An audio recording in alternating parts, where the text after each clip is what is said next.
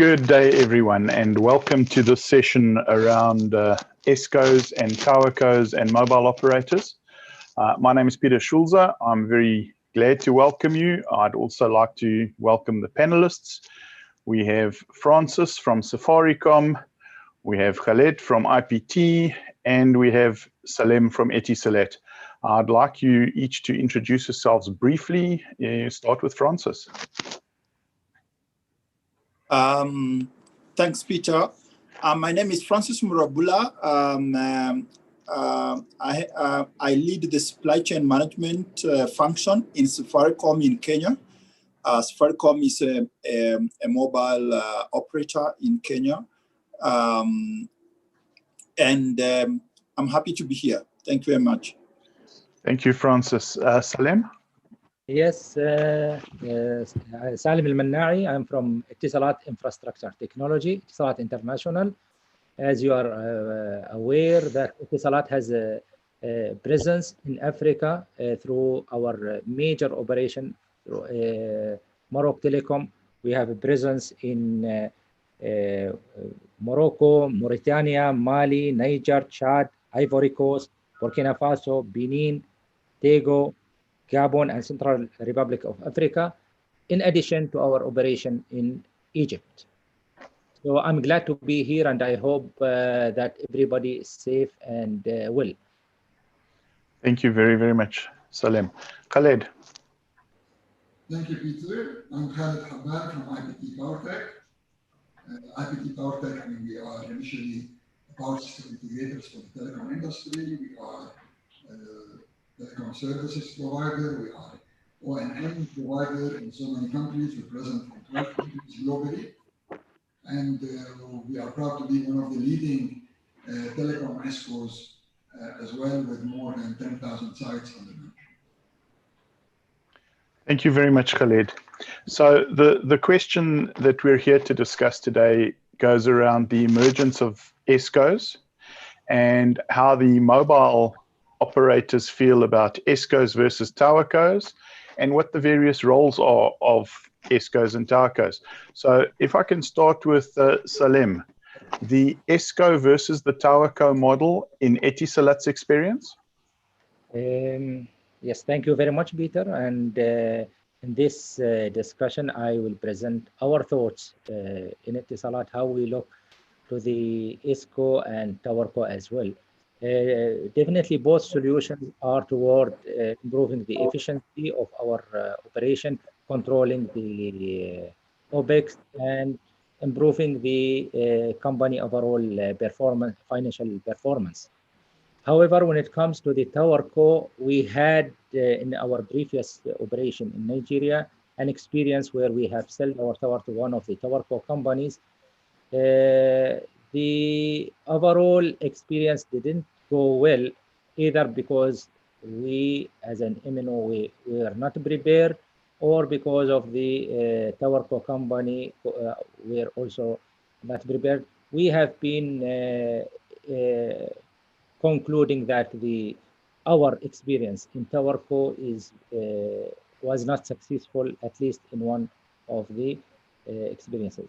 However, for the ESCO, we as an energy efficiency solution, we are very keen to step into that model, and we are currently evaluating this very positively. We are progressing in one of our markets in Africa to switch part of the network to ESCO solution.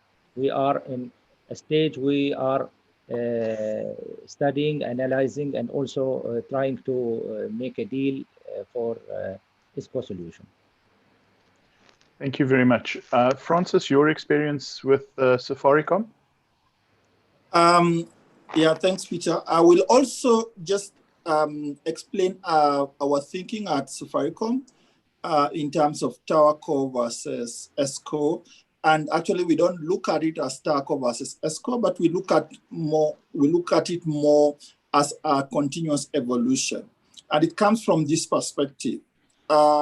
Network OPEX is a large cost to any operator.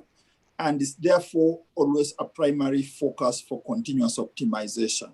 Towercos came in and they help to leverage scale and specialization to help us save costs and increase operating efficiencies. Now, in Africa, in most countries in Africa and in Kenya specifically, energy cost is a very large component of operating cost. So the next logical focus area of operational of optimization is then the energy component of that network OpEx.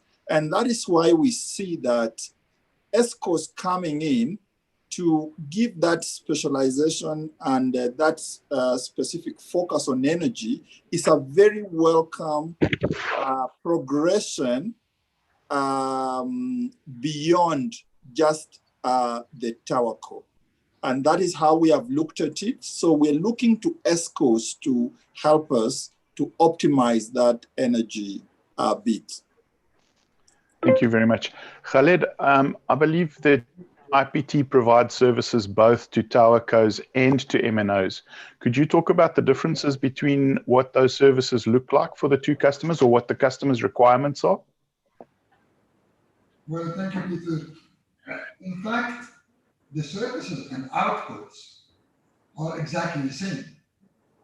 Whether it is for a towerco or for an MNO, the ESCO business is exactly the same. However, what we have as a proposal, two different business models, and it's up to the towerco or MNO to choose what suits them better within the ESCO business, and that is whether ESCO or a guaranteed savings model.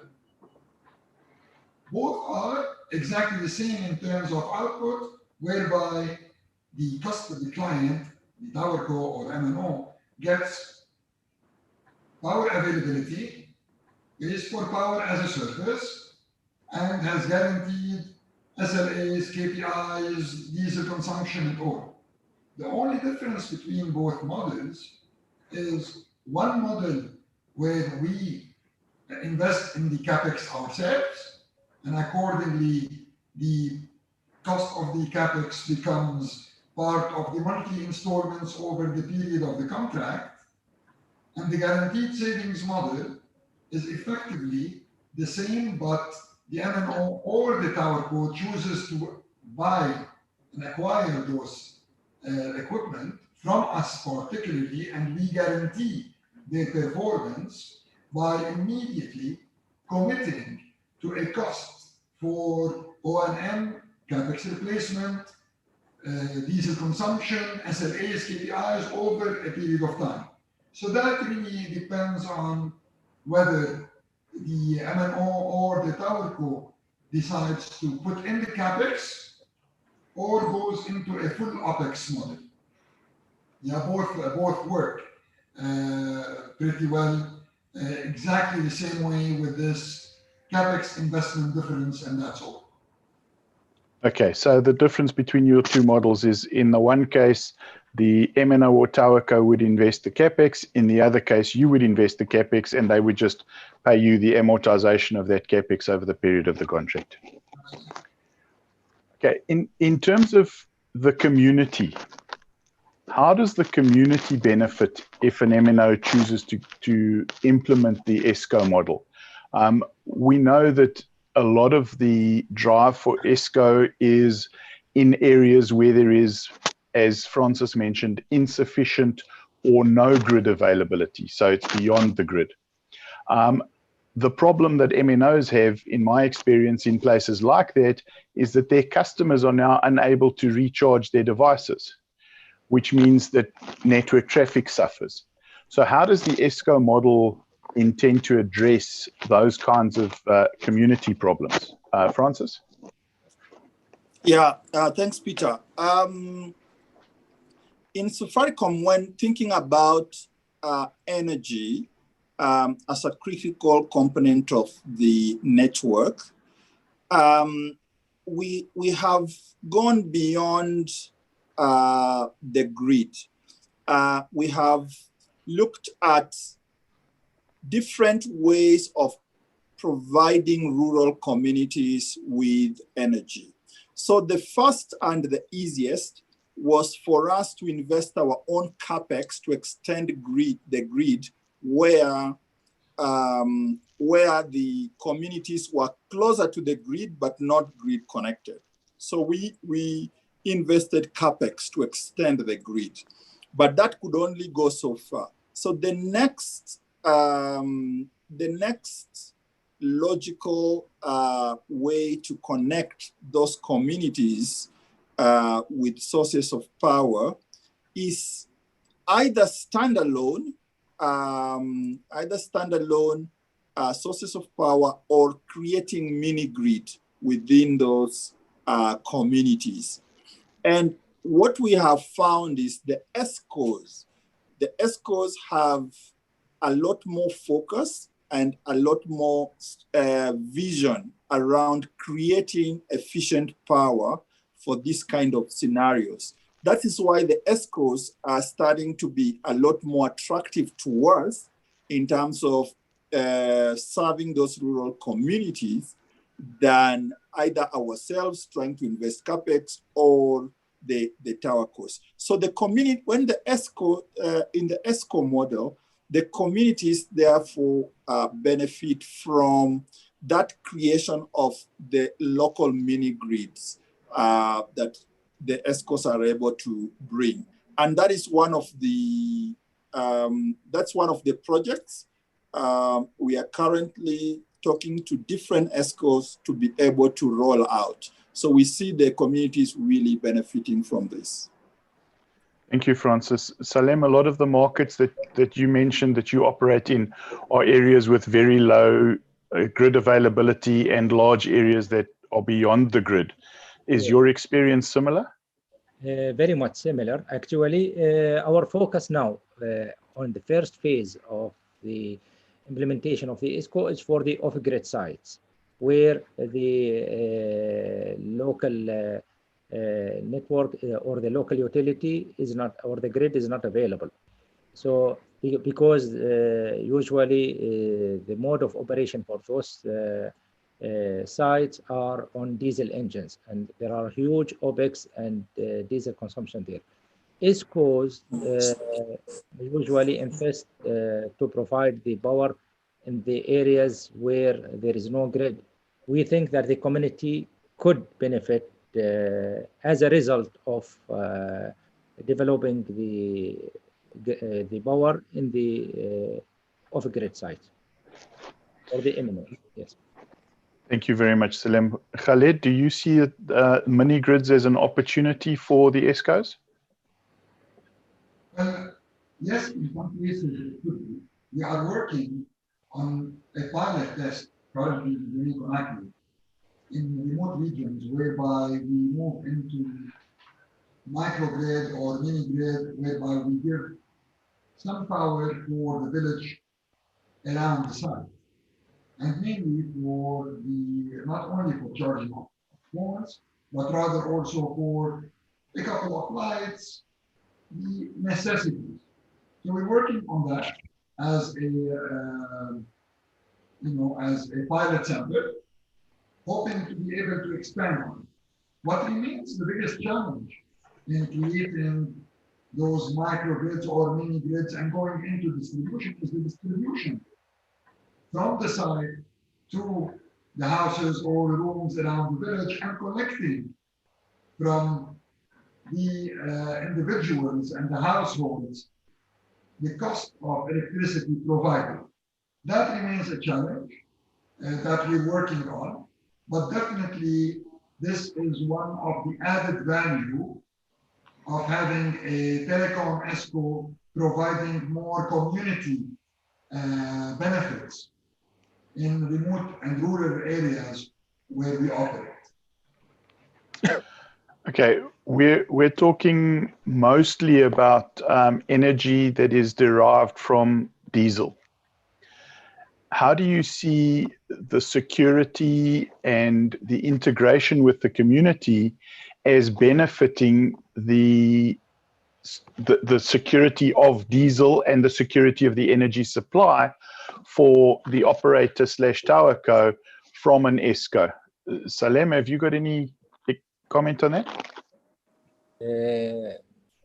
Actually, the security is one of the challenges that we are facing in most of the developing countries. I agree with your ideas that the communities can cooperate with the MNOs, and when ESCO becomes a solution for them to provide power. Thank you, Salem. Francis, your experience in Kenya?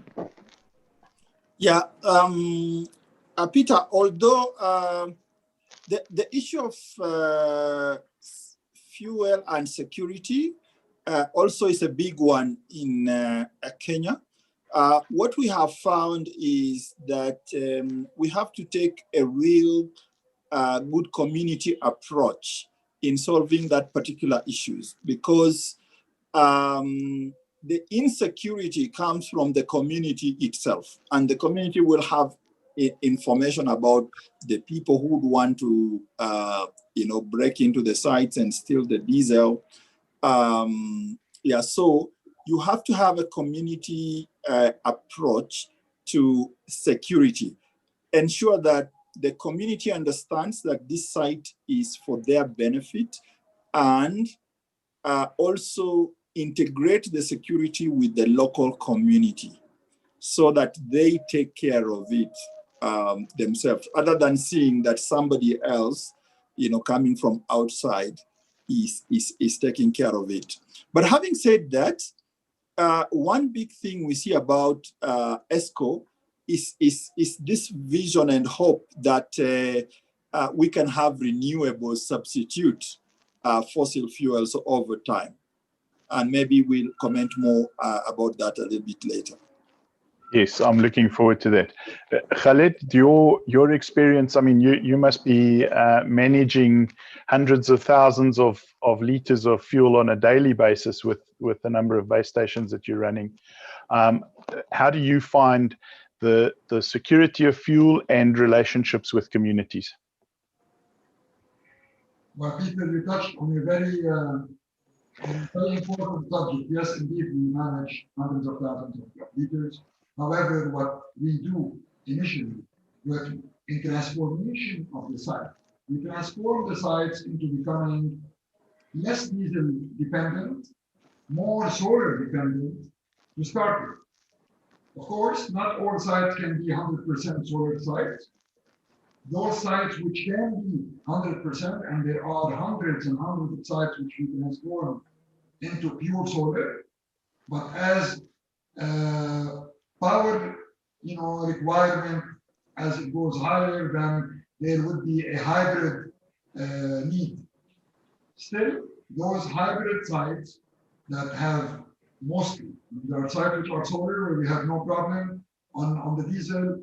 The sites which are hybrid, the diesel consumption on those sites is significantly lower, and accordingly, the need to store diesel at those sites is less than 100% 24-hour generator site.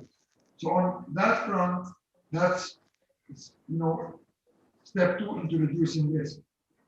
Having said that, we still have a lot of issues, and I fully agree with Francis, whereby depending on the local community is key to ensure the best possible, just let's put it, in a key way, the best possible security, because the local community are the ones who are benefiting from those sites to be on air most, because those sites serve mostly the communities where they are placed. So we fully depend on them as well. So between these 3 scenarios, we are managing to reduce the risk to the extent possible. Okay, so you've spoken about solar, Francis. You've spoken about new technologies. Can we discuss that point? What are the power innovations that you see coming in the next few years? I know, for example, that one of the big operators in India is rolling out a lot of fuel cells at the moment. Salem, what technologies are you expecting to have an impact going forward? Look, thank you, Peter. As far as the technologies, innovations, there are evolution in the battery industries, wherein the lithium batteries provide a kind of a deep discharge and high cycling mechanism. Plus that the solar, the new solar efficiencies has improved. The fuel cell is also the hydrogen cell is also of our interest. However, we are not sure about the maturity of the solution. We are monitoring the progress or the stability and maturity of the fuel cells, and we are ready to consider it whenever there is a proof of industry in that. Thank you very much, Salem. Francis, how do you see the technology evolving? So I think the ESCOs are going to bring, on board the renewables and help us to also manage our carbon footprint. The different types of renewables will be suitable for different markets.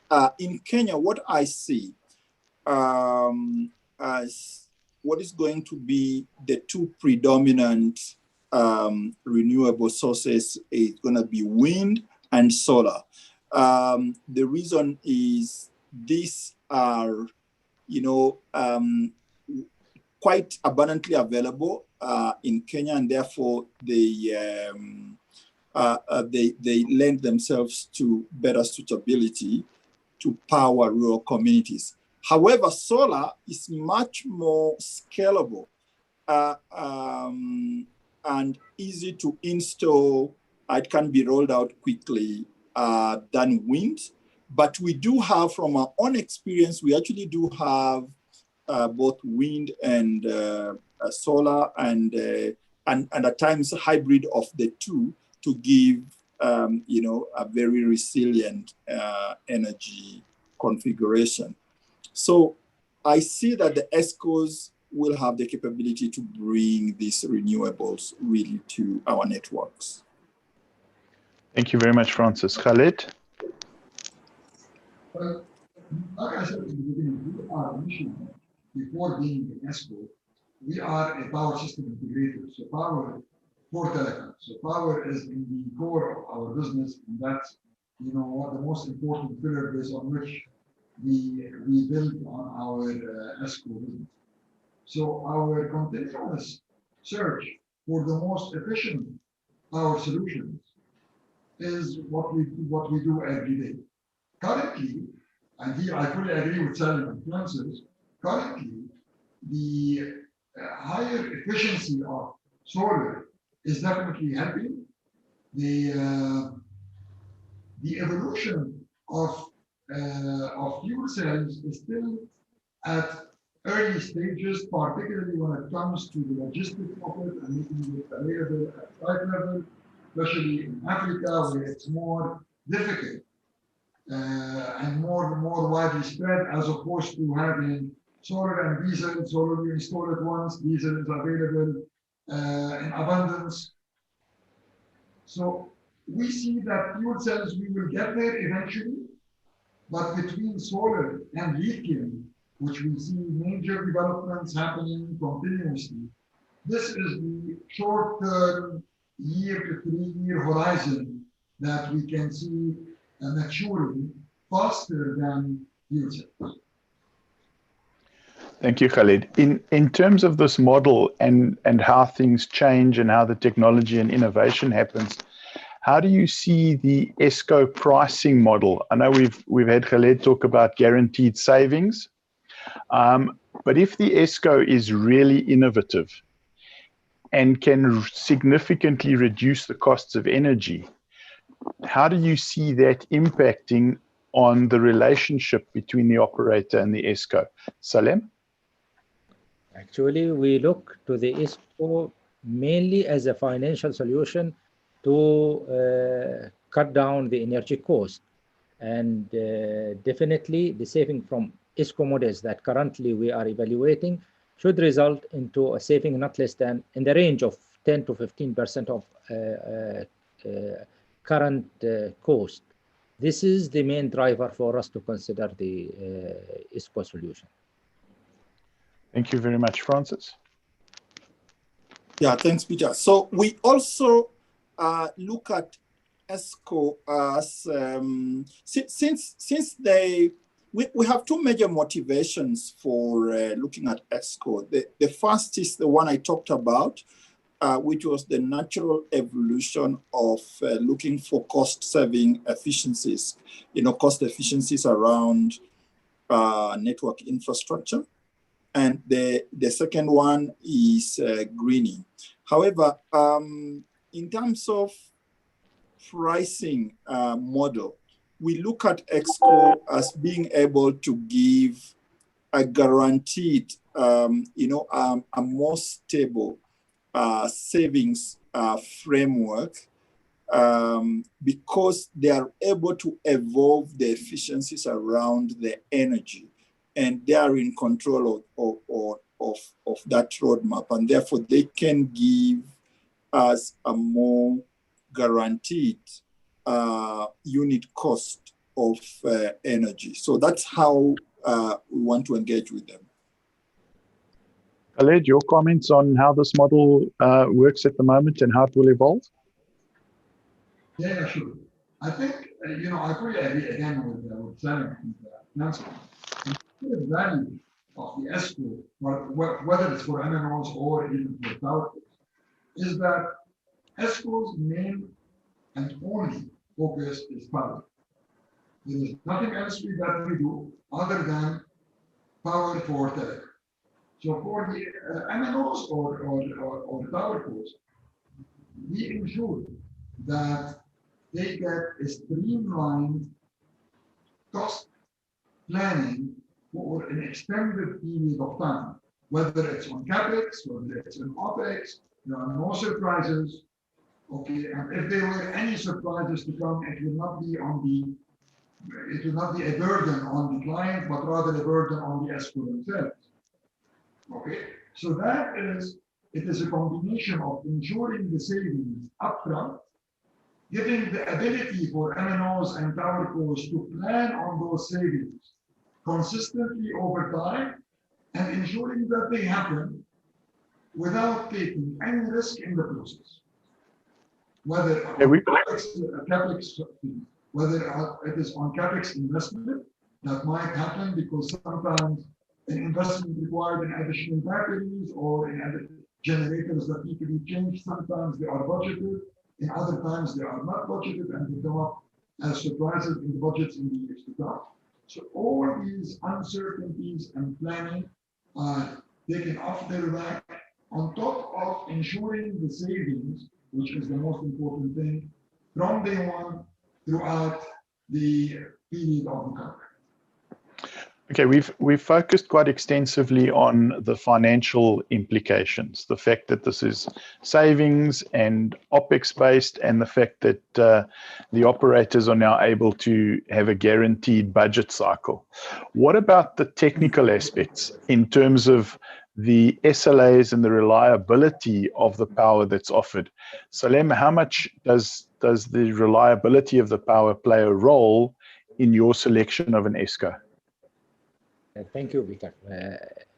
In fact, the technical and the dimensioning of and the design of the ESCO solution is as equal or even greater important than the financial part of it, because at the end we do not want to sacrifice our network availability and quality, so that we are very cautious in the dimensioning of the network. We calculate very carefully the load pattern and we analyze along with the ESCO provider we want to ensure that the design of the power infrastructure for the network is properly done with an SLA in order to achieve this. So the technical aspect of the solution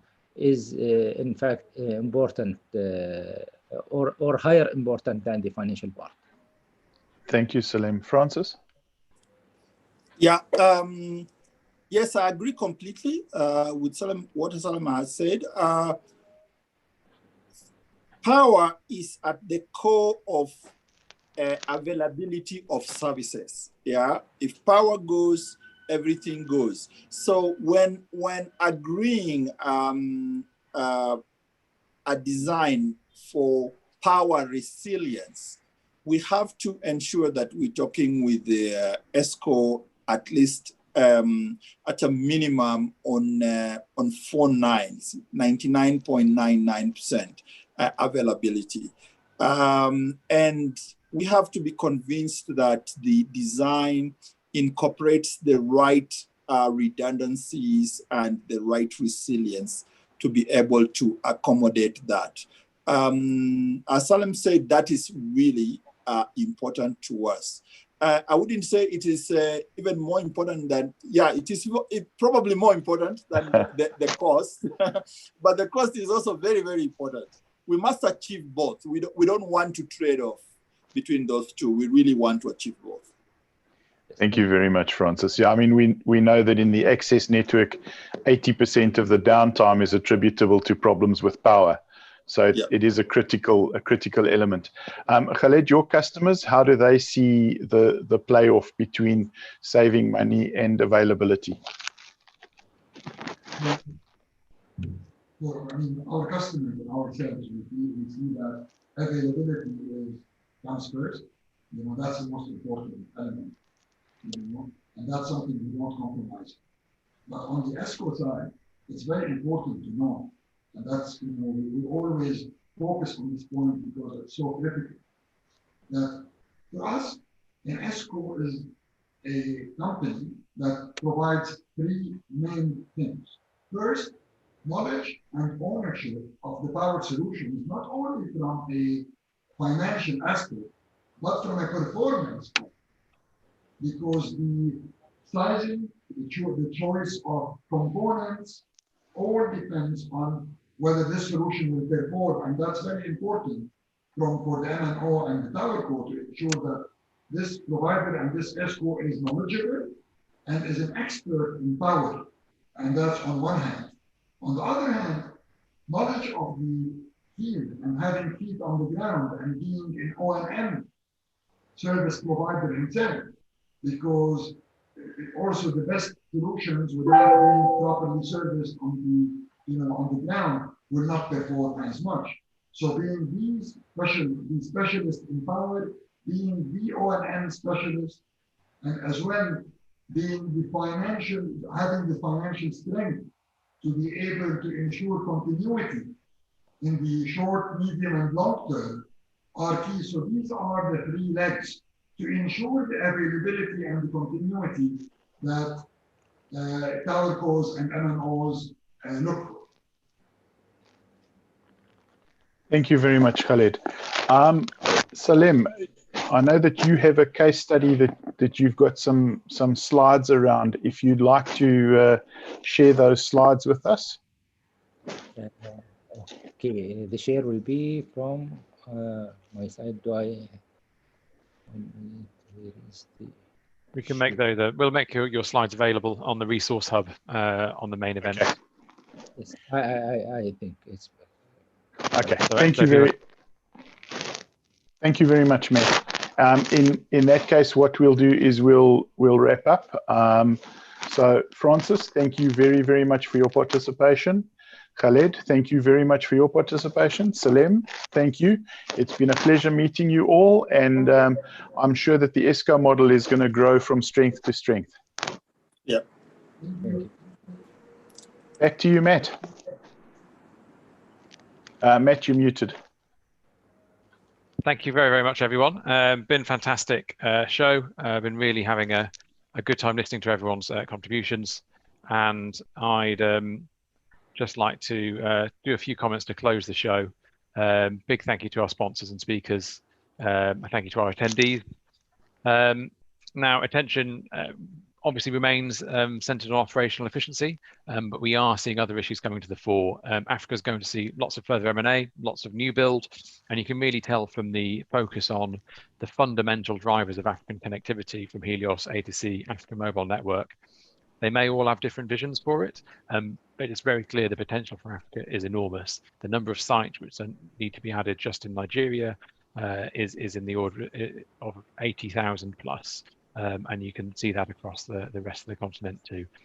We're also now seeing ESCOs reach something like maturity. Conversations have moved on definitively from what is an ESCO to how do we work with ESCOs. It's a really important tipping point, and we're going to see ESCOs take on more and more sites, as well as do more and more things like community power and so on. All across Africa, we're seeing real optimism after what's been a really difficult year, and I'm confident next year we'll see activity pick up. Now, the networking is going to stay open for some time, at least until the end of the month, so please do carry on messaging each other and checking back. Sessions now are available on demand, so please ensure that you catch up on any sessions you've missed. Please also ensure you've watched our innovation showcases if you've not already, and then contact the sponsors if you want to learn more. Now, we ran a little competition, a treasure hunt, and I've got the pleasure to announce the winner. And the winner is William Turner from Vodacom. He's the winner of our treasure hunt. And so we're going to be in contact with him about his prize, which he'll be able to claim in country.